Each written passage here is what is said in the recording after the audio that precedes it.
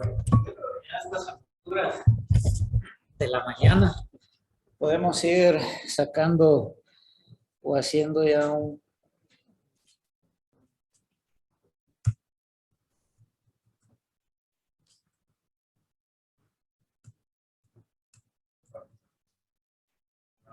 funciona, pero tampoco la compro.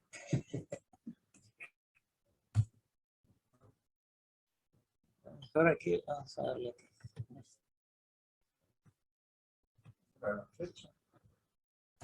Ahí está.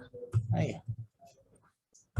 Sacando un poco de conclusiones, porque creo que ya, y para no ser tan repetitivos, que hemos, como nos gusta complicarnos la vida realmente, ¿no? El cáncer de pulmón yo creo que es el mejor ejemplo de la complicación en la oncología, la cual recordemos que el cáncer de pulmón pues ha sido de ser una única enfermedad, ahora de ser muchas y muchas enfermedades a través de la historia, ¿no?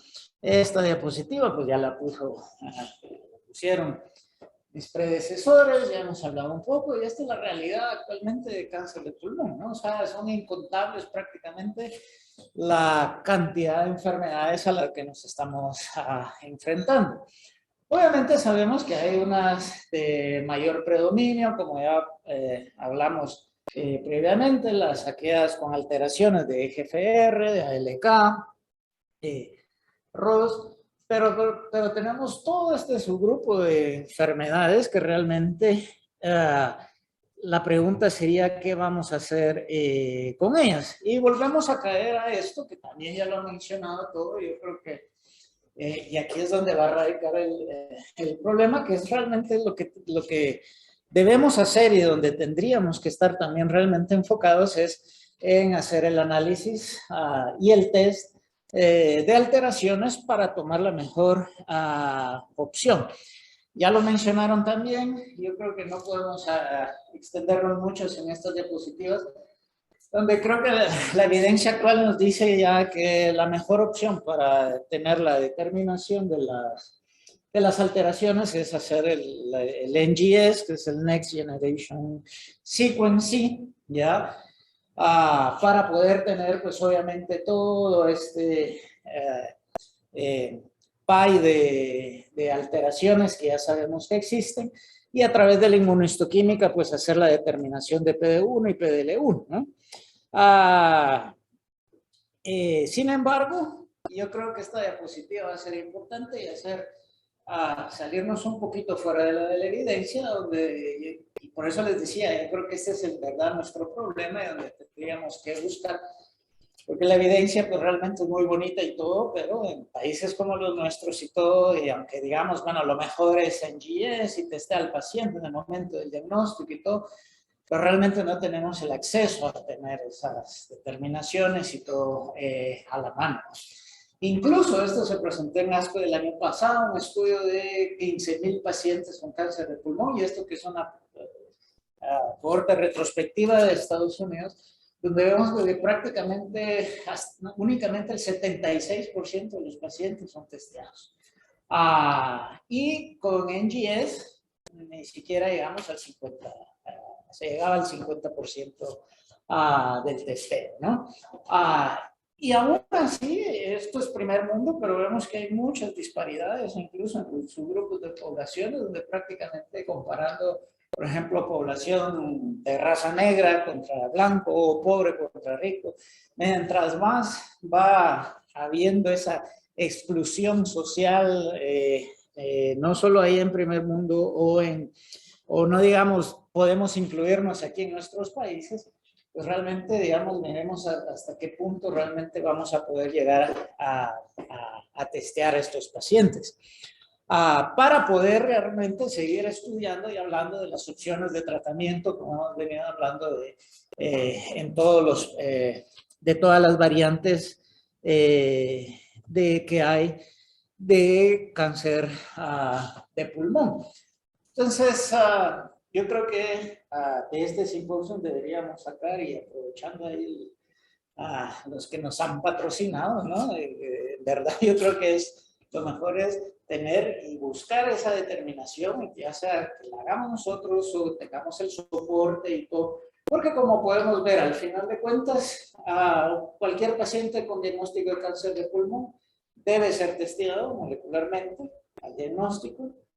Ya lo dijimos hasta el cansancio hoy, para poder brindar como en sí un tratamiento, ¿no? Y esto nos sirve porque, como vimos, hay una gran cantidad de alteraciones y todo, que son incluso la mayoría de las más comunes, ¿no? Y las cuales, como vamos a ver ahorita, pues pueden ser susceptibles a tratamiento, con el objetivo, pues obviamente, de mejorar la supervivencia en estos pacientes, ¿no? Obviamente aquí vamos a hablar un poquito de lo que son las alteraciones menos frecuentes y qué hay de esto, ¿no? Ya hablamos de GFR, de ALK, de ROS. Posteriormente se va a hablar la parte de inmunoterapia en los que no tienen alteraciones, pero sí la expresión de PD-1. Pero bueno, ¿qué hay en la expresión de estas, en cuanto al tratamiento, o si hay terapias en el tratamiento en los pacientes con cáncer de pulmón con alteraciones pues poco frecuentes? Voy a regresar un poco acá. Esto, como les digo, es interminable, pero ¿qué es lo que más se ha estudiado? Y podemos comenzar hablando lo que es la alteración del TRAC, o realmente que es una tirosina, un receptor de tirosina sinasa de la tropomiosina, ¿no? Esto, como podemos ver, está hasta en un 0.2%, menos de un 1% en muchos tumores, porque esto no solo es cáncer de pulmón, pueden tener lo que son fusiones de esta tirosina sinasa. En este caso no son mutaciones, pueden existir mutaciones en el gen del TRAC, vamos a decirle así. Sin embargo, lo que son las mutaciones no tienen como tal un potencial oncogénico como tal. Sin embargo, sí existen fusiones del gen, ¿no? Obviamente estas a nivel de epigenética, porque no tienen cambios en la secuencia del ADN, y estas alteraciones de fusión del gen en TRAC sí se ha visto que tienen un potencial oncogénico, y en los pacientes que las pueden expresar, pues se puede considerar como un blanco como tal para esto. ¿Cómo sería el testeo para esto? Pues obviamente lo mejor sería, ya lo dijimos hasta el cansancio, hacer la secuenciación de última generación para detectar precisamente si hay o no una función en el gen de entrada, ¿no? Eso sería lo mejor. Otras opciones pudieran ser inmunohistoquímica, FISH, análisis de biopsia líquida por ADN de células circulantes, pero lo mejor sería tener la secuenciación. ¿Por qué es importante?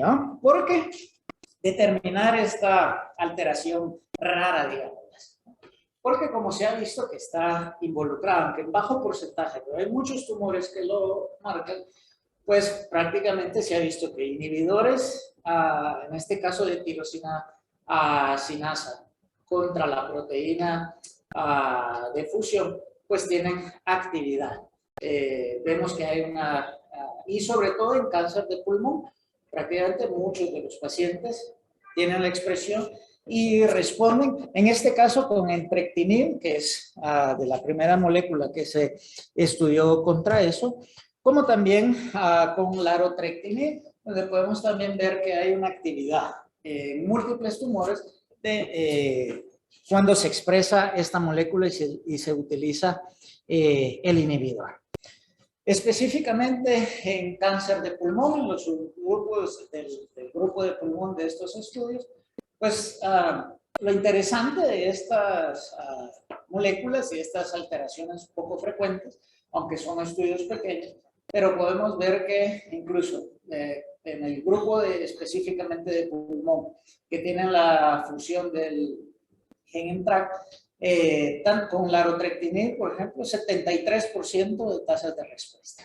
Y con entrectinib hasta un 63% de tasas de respuesta objetiva en este tipo de pacientes, con supervivencias medias libres de progresión de más allá de un año. Obviamente estos son pacientes también politratados, y supervivencias globales medias de hasta 40 meses, por ejemplo, con larotrectinib, y que incluso con entrectinib la supervivencia todavía no se ha alcanzado.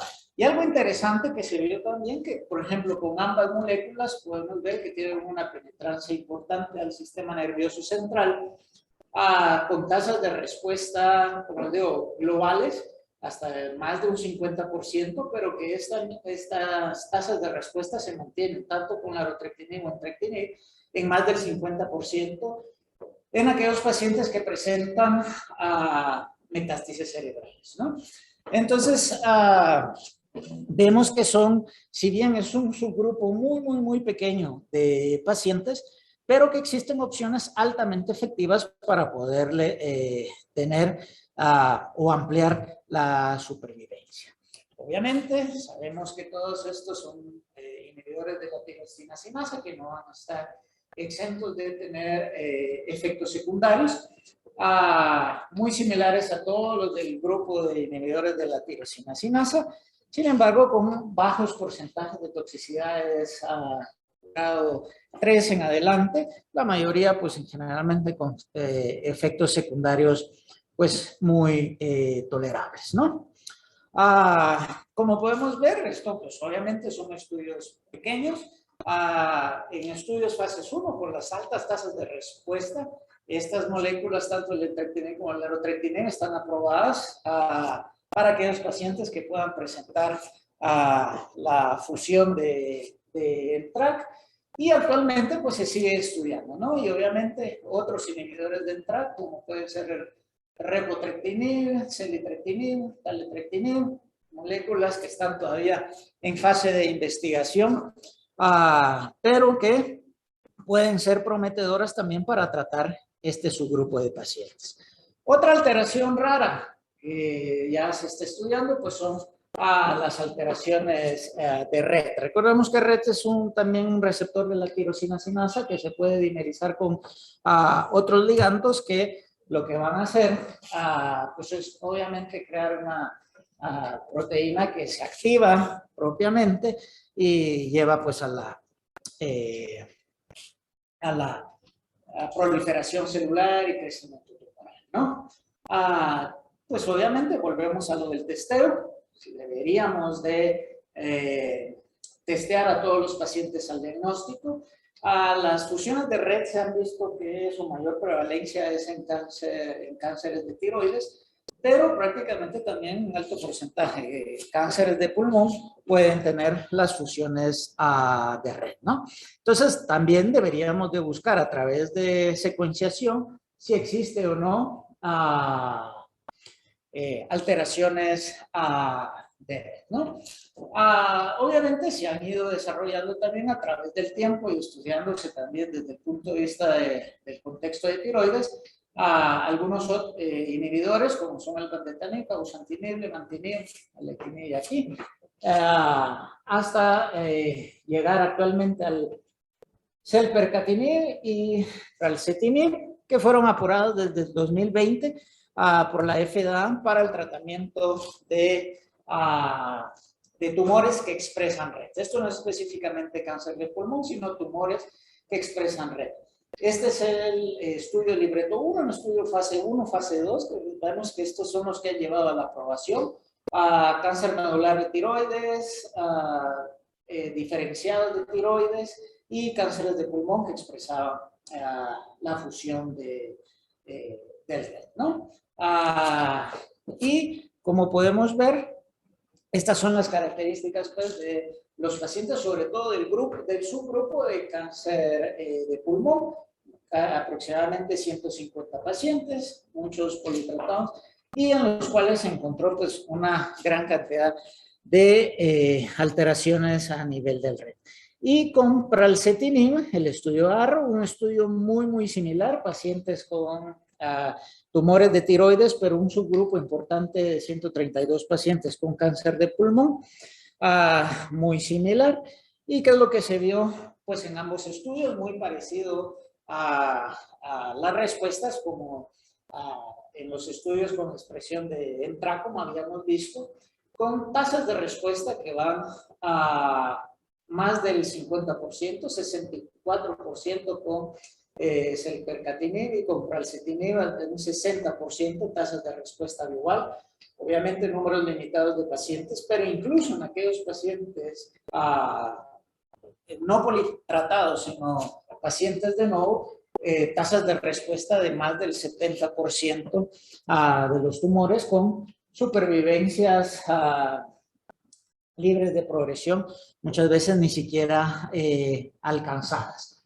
Al igual forma que con los pacientes con alteraciones de ENTRAC, podemos ver una alta penetrancia a lo que es el sistema nervioso central y respuestas a nivel del sistema nervioso central de hasta un 82% o 56% con el pralsetinib en estos pacientes que presentaban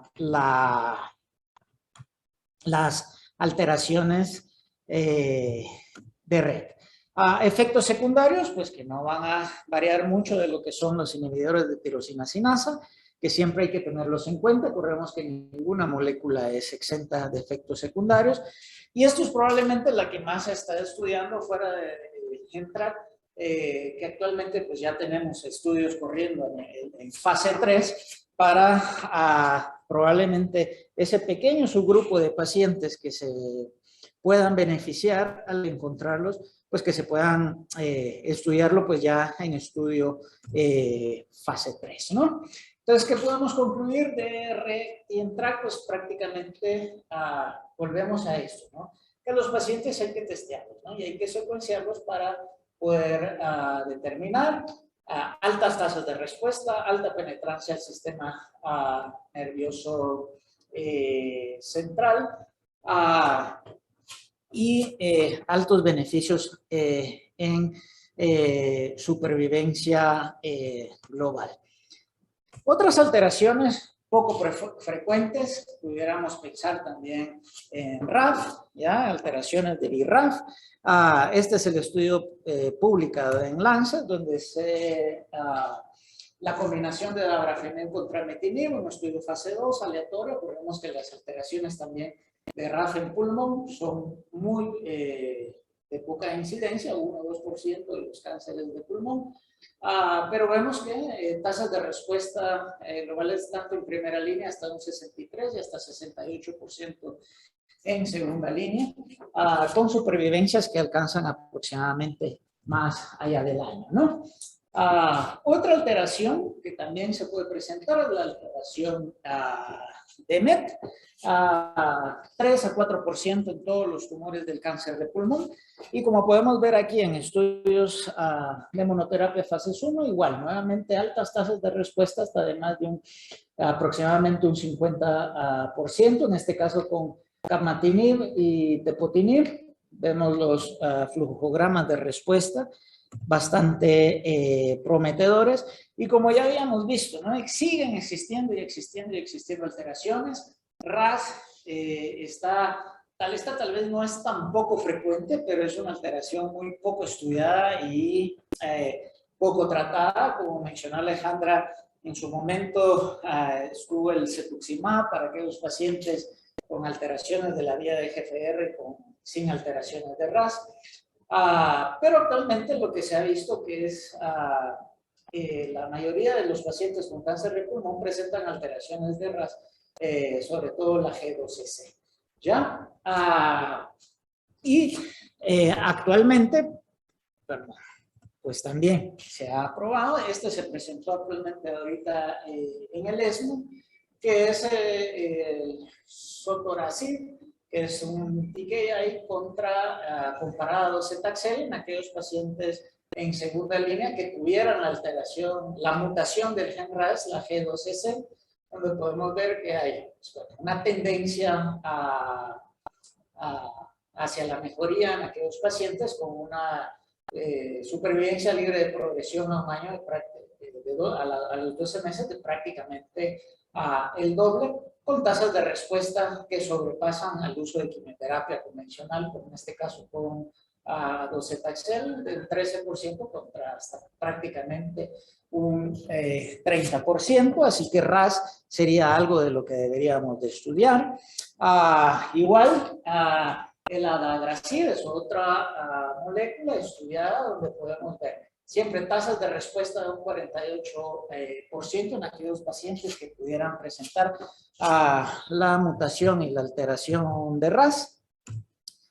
Y no olvidar que también incluso ahora en cáncer de pulmón hay un grupo de pacientes, 2 a 3% de toda la población con cáncer de pulmón que pueden sobreexpresar HER2.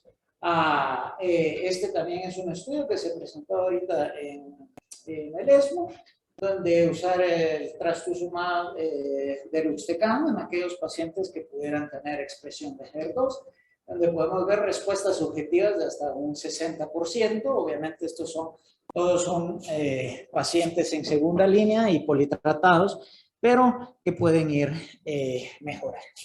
Entonces, sería interminable ponernos detenernos a evaluar todos los estudios sobre cualquiera de todas las alteraciones, pero como podemos ver, esta es la realidad actualmente en cáncer de pulmón, ¿no? EGFR, que fue lo primero, después vino ALK, pero ahora debemos de seguir incidiendo en todo este tipo de alteraciones y aquí todavía la tabla se quedaría un poco corta.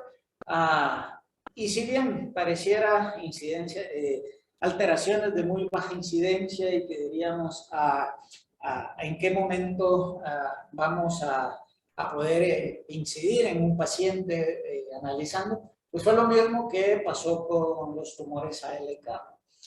Todos dijimos un 4 a 5% de estos tumores, pues bueno, ¿cuándo los vamos a ver?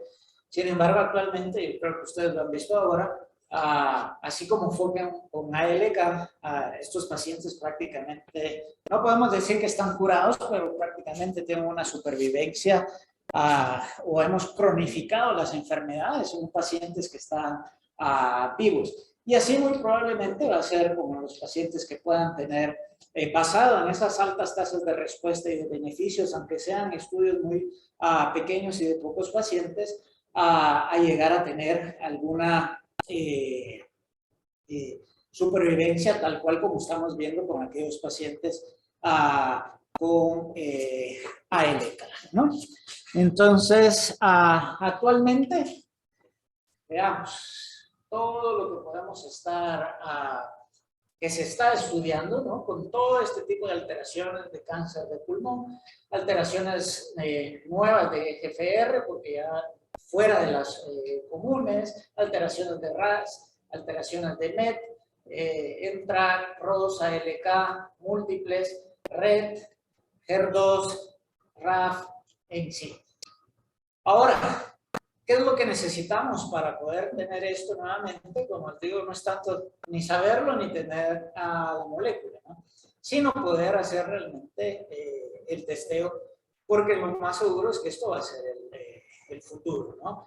Y en este caso, pues bueno, yo creo que la mejor opción sería llegar a obtener y buscar lo que es el NGS.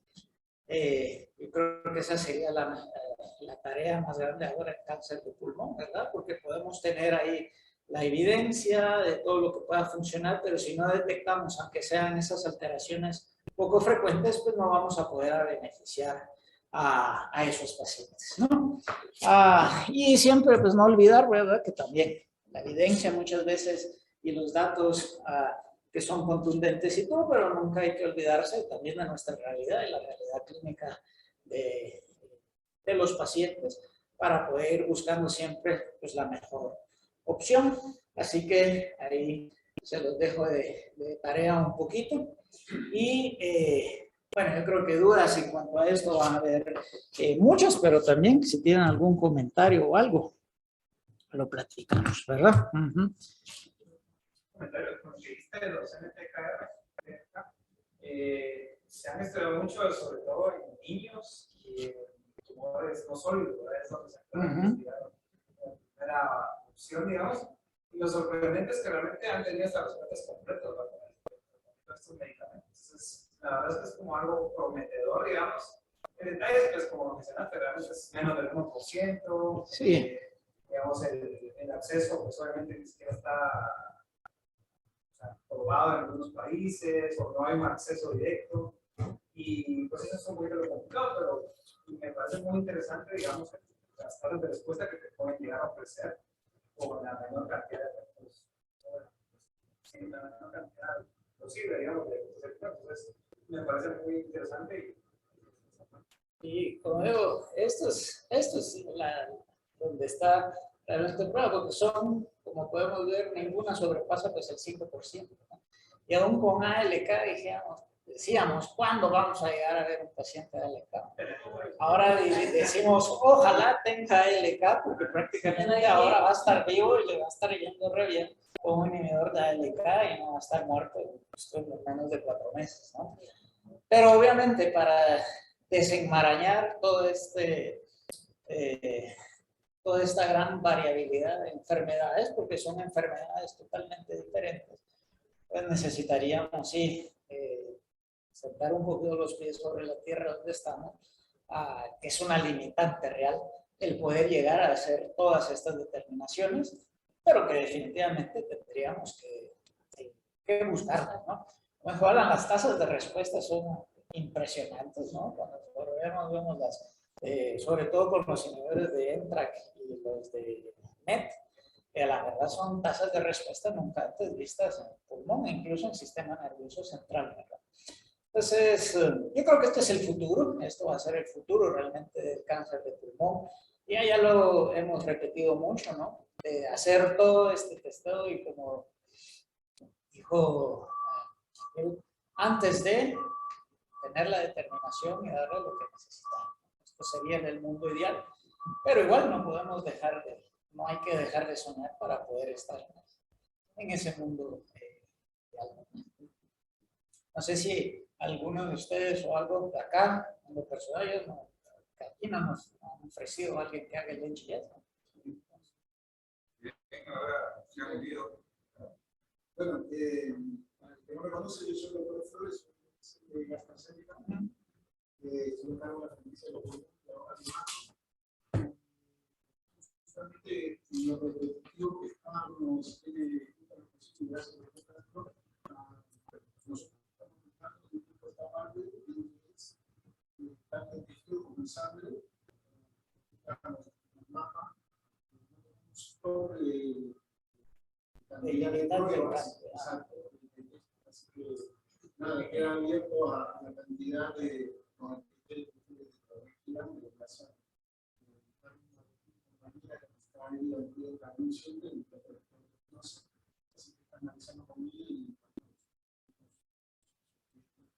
Pues tomaremos la palabra.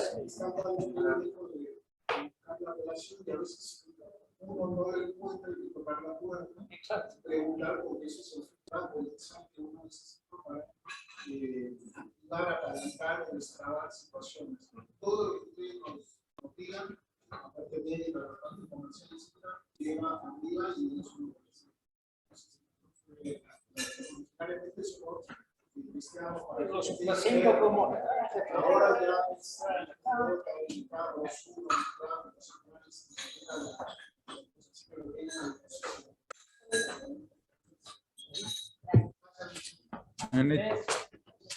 y tal vez yo digo que la parte fundamental aquí con nosotros es por qué tenemos tan poco cáncer de pulmón, ¿verdad? Que esa siempre ha sido como la duda nuestra. Pues, solamente estas mutaciones poco frecuentes porque la mayoría son entonces, ¿qué hace si secuenciamos?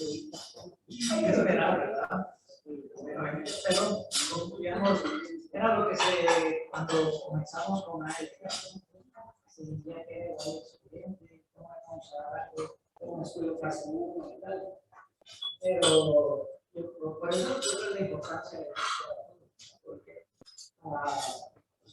digamos, aunque sea un poco frecuente, lo que te dice esto es que la naturaleza de esa enfermedad es precisamente eso. Julio. Sí, no tengo una, porque la docencia pues, tiene razón de por qué no se diagnostica. Realmente es los pocos que yo he visto de primera vez es no dura mucho, porque no se llegan y lo que cuesta hacer la biopsia. Porque yo creo que se va a discutir más adelante, pero realmente es ver cómo podemos hacer para que el paciente no tarde en ser diagnosticado, porque les llega, la biopsia es insuficiente, o no se puede, y realmente la otra opción, pues vamos a pedir la biopsia, pero lo que llega a la biopsia, lo que se repite, y paciente, no sé, dar un ciclo mientras tanto.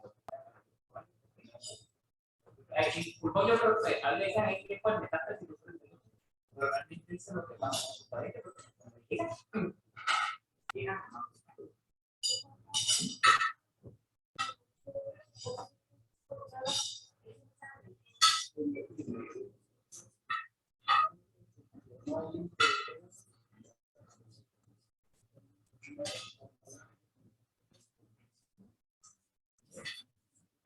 No sé si está grabado para hacerlo medio